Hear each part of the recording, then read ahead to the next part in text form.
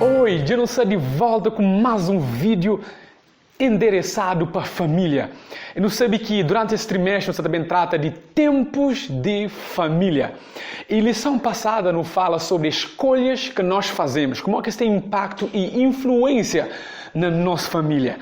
E essa semana o tema é preparando-se para as mudanças. Antes de qualquer continuação, como sempre, vamos fazer uma oração. Oremos. Nosso querido bondoso Deus, louvado e agradecido seja o nome de Deus. Nos sali para mais um estudo, mais uma lição de Bíblia, concernente à família. Eu te pido com que o Santo Espírito dirija nossos pensamentos agora, que é para nos ter a maior parte de lição possível, para não poder aplicar na nossa vida. Obrigado por tudo, dando um resto de bom estudo, e eu te pido em nome de Jesus. Amém. Nosso texto base dessa semana está no livro de Salmos, capítulo 85, verso 13. Não é de dizer que a palavra de Deus tem a mostrando como base para a nossa família. A justiça irá diante dela, e ele nos fará andar no caminho aberto pelos seus passos. Amém. Nos caminhos que Deus está andando, é Ele que está abrindo caminhos que para nós não anda. Então, como cristãos, como fazendo parte da família cristã, é nosso dever seguir com fé e confiança na passos de nosso Salvador. E essa semana, tratando sobre mudanças. Mudanças é algo que nunca te pode evitar. Uns é inesperados, outros até não pode esperar, ou fazer alguma calculação para ele. Mas não sei que para nós é que mudanças ele é lei de vida. John Kennedy chega de falar que mudança é uma lei de vida. Ele fala assim, não fica focado só no nosso passado e só no nosso presente situação, não está capaz de perder foco no nosso futuro. Então nós como cristãos, não devemos focar em Jesus. E focando assim nele, ele está ajudando a dar força que para não lidar com o quê? Com diferentes mudanças nas nossas vidas. E nessa lição dessa semana, se trata de 4 mudanças que são certeiras na vida de uma pessoa. A primeira mudança tem a ver com o casamento, certo? Um das maiores decisões. Segundo ponto de lição é que na escolha de ter um filho, de fazer filho, de ter filho, de planejamento familiar, é outras palavras por influência a função paternal, ou seja, a paternidade e a maternidade. Terceiro ponto da lição é sobre a velhice. Como por lidar com a velhice. E quarto ponto é sobre o quê? É sobre a morte. E falar da morte é coisa fácil, mas ela é uma realidade que no mês se prende a encara. Dentro dos 4 pontos ali que acaba de falar, 2 não te pode escolher fazer, não pode planejar, e 2 é inevitáveis. É claro, morte e velhice, né? Ele é inevitável. Que ela tem contra aquilo que crê ou que crê. Agora, casamento e tem filho, o por escolha não tem, o por escolha não tem. Então, que as 2 leis é influenciado pelas escolhas. E é claro, esta influência logo no nosso cônjuge, nosso filho, ou nossos pais, tudo tem um intercâmbio de influências. Então, as lições de Libano entendem que nós, como cristãos, não devemos estar preparados para enfrentar aqueles tipos de mudanças ali. Agora, falando sobre a vida, tinha pessoas que estão andando na vida despreparadas. De que maneira? Eles pensam que tudo custo acontece ocasionalmente. Tipo assim, cima que dá, é assim que não está bem. Na verdade, meus amigos, nós como ser humano, Deus dá-nos capacidade de fazer com que a circunstância trabalhe para nosso próprio bem. Nós é dado aquela inteligência lá. Então, fazendo escolhas que são importantes na vida, tem impacto diretamente no nosso meio que nós convivemos, certo? Então, não deve estar preparado diante de certas mudanças. Grafanhos que tem 2 tipos de pessoas quanto ao despreparo. Tem aquela pessoa que está consciente, merece estar preparado para enfrentar mudanças, e tem aquele outro tipo de pessoa que nem está consciente e merece estar preparado. É a que está. Então, toma cuidado com esses tipos de coisas ali, porque nós devemos sempre aprender que a palavra de Deus que está dando a força e o planejamento de saber enfrentar aquelas mudanças ali que não está tendo na nossa vida. Queremos ter um exemplo bem simples de pessoas que sabem despreparadas. Um exemplo de Ananias e Safira, que nos lição trata dele. Esses que tinham necessidade de vender essas propriedades. Mas por causa de que Londres, na igreja primitiva, toda essa pessoa sabe com o coração aberto, tem entrega essas propriedades, esses dinheiro. Esse também se cria. Mas não bem de que propriedade, digamos, de 20 mil contos. Exato, aquele dinheiro teu. Ele falou, não está formando vender para 15 mil. Assim 5 minutos ficou guardado. Coisa que ele basa a fazer aquilo? Coisa que ele basa a conta mentira? É porque esse que ajudava, mas que sei como que se preparar quando eles olham aquele dinheiro. Cuidado com a mentira na vida das pessoas. Tio de nós está conta mentira que é por isso resolve uma situação de mudança na nossa vida. Não é o melhor caminho, tá bom? Segundo exemplo que é de nós é Sara. Deus promete a Sara, mulher de Abraão, ou seja, tudo dois, né? De que o quê? De que Jesus, ou seja, em outras palavras, de que Deus também faz com que Sara dê luz a um filho. Mas por causa de falta de paciência e de confiança na Deus, provoca com que Job, de alguma forma, de ajude a Deus a cumprir essa promessa. Então, o que você pode aprender é de que se Deus tem prometido algo, espera com paciência e fé de que aquela promessa também cumpre na tua vida. Como tenta avança para fazer algo ou alguma outra coisa que pode criar alguma situação não confortável dentro de uma família. Gostava de partilhar com nós um texto que está no livro de Lucas, capítulo 14, verso 28 a 30, que fala sobre como que deve preparar a coisas da vida. Eu também aprendo alguns princípios de lá, tá bom? Vamos fazer a leitura. Se um de vocês quer construir uma torre, primeiro senta e calcula quanto vai custar, para ver se o dinheiro dá. Se não fizer isso, ele consegue colocar os alicerces, mas não pode terminar a construção. Aí todos os que virem o que aconteceu vão o quê? Caçoar dele, em outras palavras, zombar dele, dizendo: este homem começou a construir, mas não pôde terminar. De que o texto de cá entende um princípio de que planejamento e organização deve anteceder qualquer decisão de importância e de impacto na vida de boa família. Então, sinta, calcula, principalmente, por exemplo, a lição está falando sobre o casamento, aquilo que você está passando agora para não tratar dele. Ele falou, deve sinta, organiza, planeja o máximo possível. Não quer dizer que tem algumas coisas que também que você esperava. Mas quando mais você prepara para um evento, mais resistente e resiliente você pode ser diante de situações e provas que também na sua vida. Sabia, casamento, ele é uma das maiores decisões da vida, secundada por quê? Para a decisão de servir Jesus. Essa decisão de casamento, decisão que tem impacto na sua vida por completo. Até tem impacto também na vinda, ou seja, no mundo vindouro, a vida eterna que isso está bem. E a palavra de Deus, na Gênesis 12, 24, retrata de que o homem deve deixar o quê? Ser pai e ser mãe e une a ser quem? A ser mulher. E as duas se tornam ambos uma só carne. A relação entre os cônjuges é a melhor, ou seja, a maior em importância, mais do que os próprios pais. A Bíblia nunca fala que boa com o pai ou boa com a mãe, mas se torna um. Mas sim com boa mulher ou com bom marido. E por que esse relacionamento é muito importante? Por causa de que o relacionamento entre marido e esposa te exemplifica o relacionamento de Jesus e a igreja. Então Deus tem um casamento e te estima tanto isto, que a te brinca. Casamento é algo sagrado. E o David entra nele com o quê? Com o coração compungido e sempre em oração, pedindo auxílio e conselho de Deus. O quê? Sabedoria, né? Que é para nós saber tomar uma decisão que te dá tudo para a honra e glória de nós Deus. Não sabe que para não construir em casa, não te usa tijolo, bloco, cimento, madeira, alumínio, entre outros detalhes. Mas, meu querido amigo ou amiga, para construir um lar, te leva outras coisas. Construir em casa, te leva coisas, coisas materiais, mas já para a construção de um lar mesmo, já é de coisas imateriais. Não creio hoje que a Bíblia está falando de construir um lar mesmo. Que ingredientes que mestre, que precisa de levar.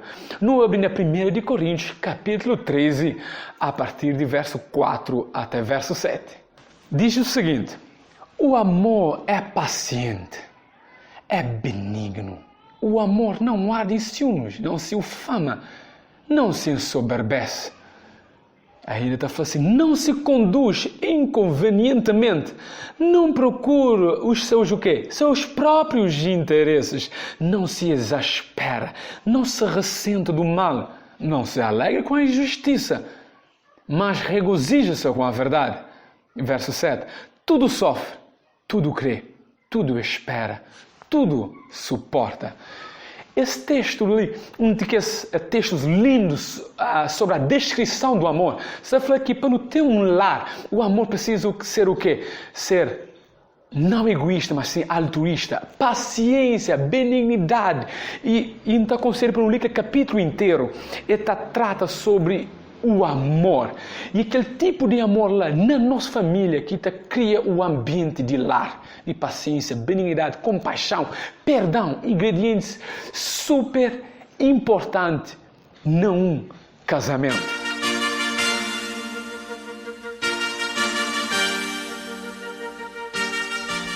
Algum de outros desafios que você tem a construir, quando você constrói um casamento ou faz um lar, é que normalmente você tem a tendência de tentar mudar o companheiro, certo? E às vezes no objetivo de que as coisas ali da fala, não, quem se preocupa com ela não está mudando. A mim que é bom para ele. Ou, não, a mim está mudando aquele outro também. Meus queridos, presta bem atenção no que está falando. Nunca tenta mudar aquele outro. A única coisa que você pode fazer é mudar a cabeça e adaptar as situações. Quem está conseguindo mudar nós mesmos é com o nosso esforço ligado com quem? Ligado com Jesus, que é aquele que está conseguindo dar uma nova vida, uma nova força de hábitos e força de vontade na fazer coisas direito. Então foca na boa, que é para dizer, para adaptar as situações, para fazer mudanças necessárias para o casamento. Porque não entra no casamento, o objetivo que deve ser como que ele está fazendo feliz, mas sim como que mim pode fazer aquele outro feliz. E de que os erros que não dá, que não tenta fazer com que aquele outro submete-se à individualidade, aquele de meu. Ele é um erro. É por isso que eu gostaria de partilhar conosco um texto que está no livro de Ciência do Bom Viver, página 361.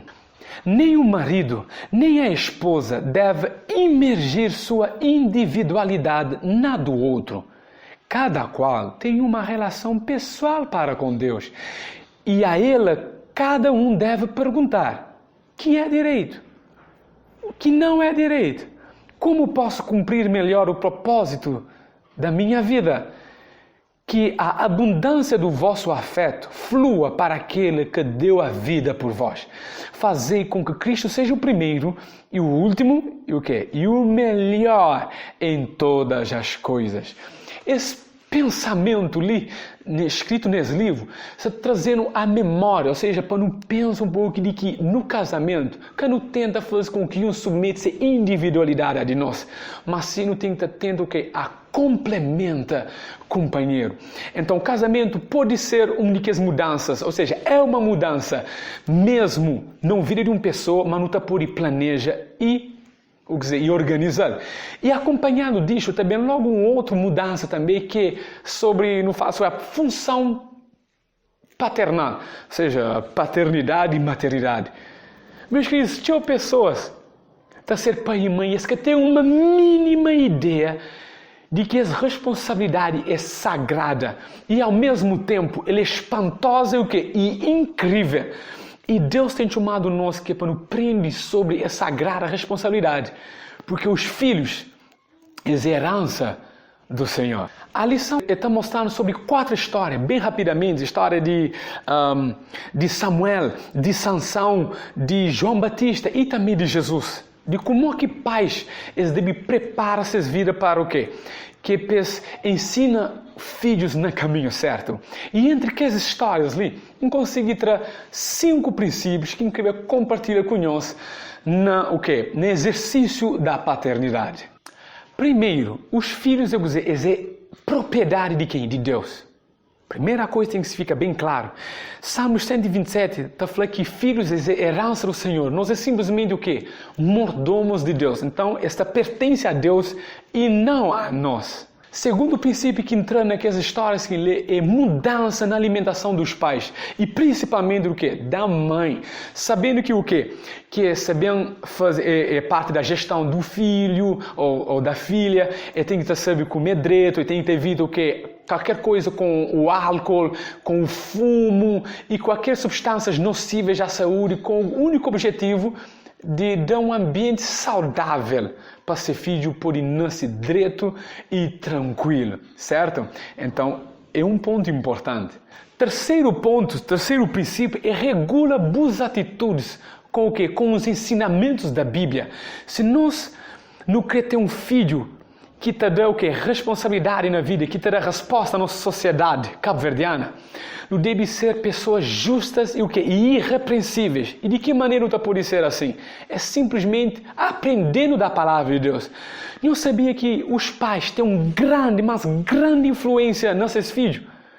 Porque qualquer coisa que você faz, os filhos têm tendência, não o quê?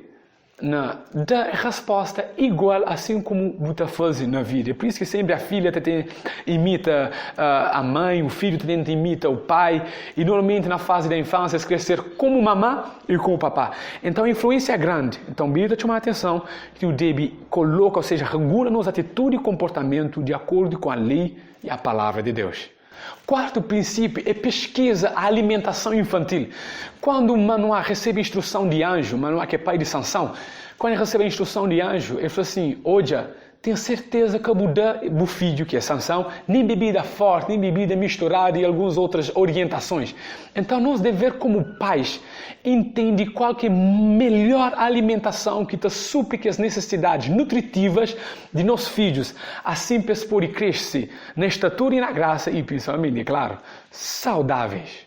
Quinto princípio e último, qual que é a finalidade da educação? É fazer com que a imagem de Cristo ou a imagem de Deus seja restaurada nos nossos filhos. Assim como aconteceu com o anjo quando ele fala com Zacarias e com Isabel. Ele falou, mas esse filho mas bem ser um profeta, mas deve cuidar dele para bem ser um profeta. Nossos filhos, Deus dá no ele que é para nos refletir, ou seja, que é para nos restaurar a imagem de Deus perdida na humanidade. Que ele deve ser o único foco, fazer com que nosso filho, passe com Deus, fazer coisas que te agradam a Deus, assim para não ter um impacto na sociedade melhor. Imagina tudo que esses princípios lhe juntaram e passaram para nossos filhos, certamente não tem um impacto positivo na nossa família. E por último, nessa parte paternal, gostaria de partilhar um texto de Ellen White, que está na Lar Adventista, página 256. Se antes do nascimento do seu filho, a mãe é condescendente consigo mesma, egoísta, impaciente e exigente, esses traços refletir-se-ão na disposição da criança. Assim, tem muitas crianças recebido como herança quase invencíveis tendências para o mal. Esse texto sabem trazer alguma palavra alguma chamada de atenção, uma advertência, tanto para a mãe como para o pai, que nós devemos cuidar de nossas tendências, de nossos hábitos errôneos, tanto de saúde como também de moral. Afinando tudo com a palavra de Deus, certamente nos cria um ambiente familiar muito mais aprazível para nosso filho criar, tudo tranquilo e certamente olhando para Jesus, que é aquele que guia nossas crianças no caminho certo. Agora, tratando sobre a velhice e a morte, essas duas coisas, duas mudanças que certeiros na vida de pessoas e que as leis são inevitáveis. A velhice, por mais que não tenta pinta, por mais que não maquia, por mais que não põe joias, por mais que não tenta fazer cirurgia plástica, a velhice é algo inevitável, a não ser que, claro, que infelizmente se morte bem antes de chegar naquele tempo. Mas a morte e a velhice é coisas que o deve estar preparado que para enfrentar na vida. Tudo coisa que não está fazendo na nossa juventude, também certamente o que reflete na nossa vida idosa. É por isso que tinha velhos, tinha pessoas idosas, essa fica pensa nesse passado e essa traz dentro desses coração o que? Sentimento de culpa, remorso, situações que sabe, outro desses tatifla sai sem poder voltava na vida. Então compor um X escolhas que faz errado. Então hoje é boa oportunidade de fazer escolhas boas que pode ter o que? Resultados sadios na final de boa vida.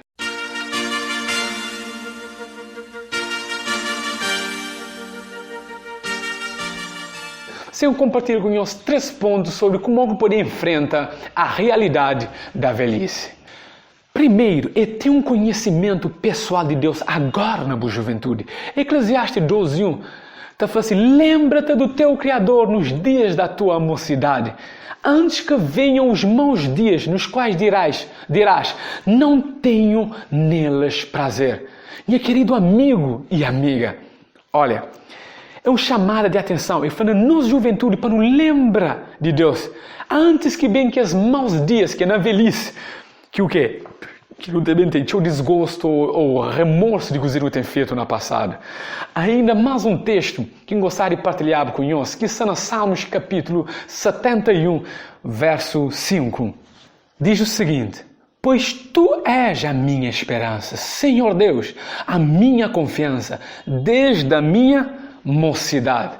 Desde a juventude, a escolha de conhecer Deus, tornando um Deus pessoal, evita teus dissabores, porque a palavra de Deus terá normas e enriquece nos moralidade na vida, evitando com que não tenha ressentimentos e sentimentos de culpa e remorso na vida.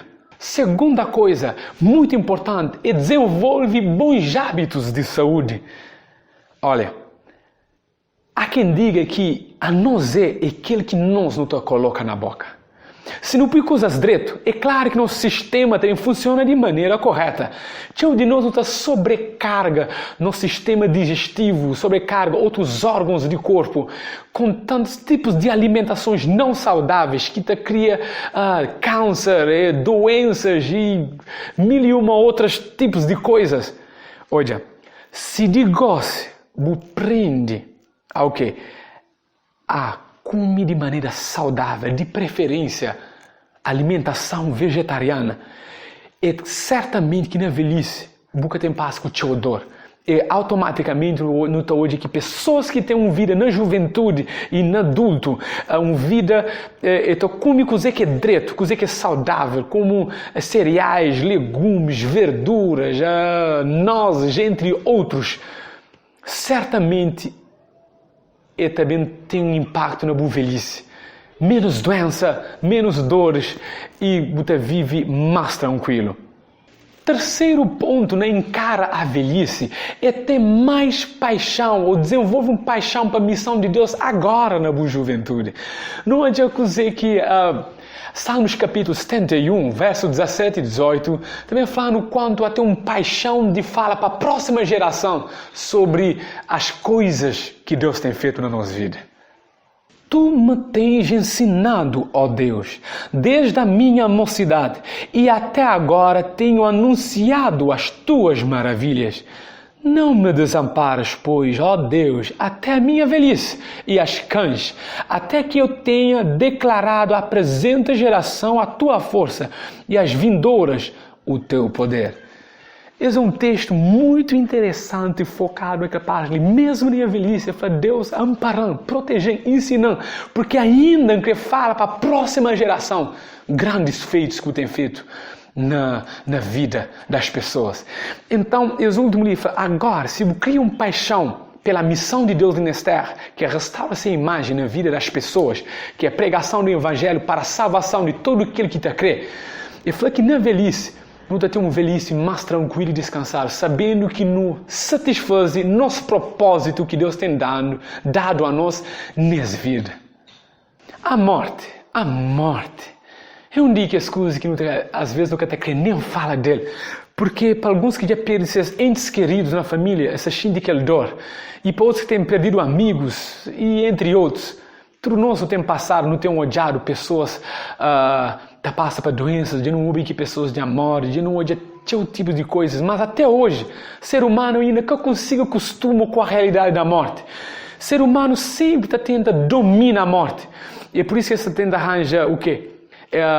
Você tenta arranjar remédios, você tenta arranjar qualquer tipo de coisa para preservar a vida. Há quem diga que a vida é que é curto não, mas é morte que é longo. Então, meu querido amigo, repara uma coisa, a morte é uma das mudanças que acontece na vida de família inevitável. Pode ser a morte de um cônjuge querido, pode ser a morte de um filho. Nenhuma mãe, nenhum pai que gostava de enterrar seus filhos, que ele traz dor, mágoa no coração. Nenhum alguém que gostava de hoje ser mãe tá mora, ou ser pai tá mora, ou ser amigo, ou ser primo, qualquer pessoa. Morte de qualquer maneira tem que tocar nossa família. E como é que o deve, como cristão, lida com essa situação ali? Como é possível? 1 Coríntios 15, verso 26, está bem claro que a morte é o último inimigo a ser o quê? A ser vencido. A palavra de Deus traz confiança e conforto ao coração de qualquer cristão. Mesmo sabendo que a morte é um curso que nós nunca gosta. Mas baseado na palavra de Deus, nem nisso não lê aquele texto, verso assim, mas nós estamos andando em caminhos que Deus já tem andado antes de nós. Jesus também morre para nós. Mas falando que todo aquele que crê em mim, ainda que sou morto, metapasta o quê? Está vive. Então, a morte vai ser destruída. A morte é quem é fim de todas as coisas. Claro, é normal não chorar. É normal não sentir aquela dor, aquela ausência, daquele ente familiar querido. Mas, meu querido amigo, que tem necessidade para ficar de forma tipo assim frustrado, tipo não quer saber mais de vida, não quer saber mais de nada, porque nós é movido para uma esperança. A esperança, digo dizer, na breve volta de Jesus, aonde que morte também ser destruído o que por completo. Bíblia fala claramente no Apocalipse 21, ele fala nesse novo céu e numa nova terra, mas que tem mais morte, mas Deus também enxuga de nos olhos tudo lágrima, tudo sofrimento, tudo dor, tudo angústia. Que ali é a nossa verdadeira esperança. Então, mesmo acontecendo que as coisas lá, no dia de hoje, sempre firme para frente, avançando, fazendo o propósito de Deus, sabendo que finalmente, um dia, nós também encontra com nossos queridos familiares que não têm perdido. Meus queridos, a morte, de acordo com João 11, é simplesmente um sono. Um sono que um dia que Jesus, que bem, é também despertar aquela. Que as palavras de poder trazer no conforto ao nosso coração. Não sabe que é algo fácil, cada um tem seu dor. Mas obrigado a Deus. Eu te agradeço a Deus porque essa palavra está trazendo alegrias, conforto, mesmo em termos de tempestades. Mas nossa vida deve continuar também para frente, fazendo o que é certo e o que é correto aos olhos que te agrada a Deus. Gostaria de partilhar um texto com nós assim você termina essa lição tão rica que está falando de prepara para mudanças na vida. Que compartilho com nós Eclesiastes, capítulo 11, verso 9 e 10. Alegra-te, jovem, na tua juventude, e recreia-se o teu coração nos dias da tua mocidade, ou juventude. Anda pelos caminhos que satisfazem o teu coração e agradam aos teus olhos. Saiba, porém, que de todas estas coisas Deus te pedirá contas. Verso 10. Afasta, pois, do teu coração o desgosto e remove da tua carne a dor, porque a juventude e a primavera da vida são vaidade. Meu querido amigo e amiga, esse texto está também chamando a atenção de que não deve ficar feliz na nossa juventude, na nossa mocidade, mas lembra de que tudo que está fazendo, mas Deus também traz a julgamento. Então, como jovens, não deve preparar, que as mudanças que não está pode preparar, não faz devidos preparativos, assim para não evita dissabores na nossa velhice.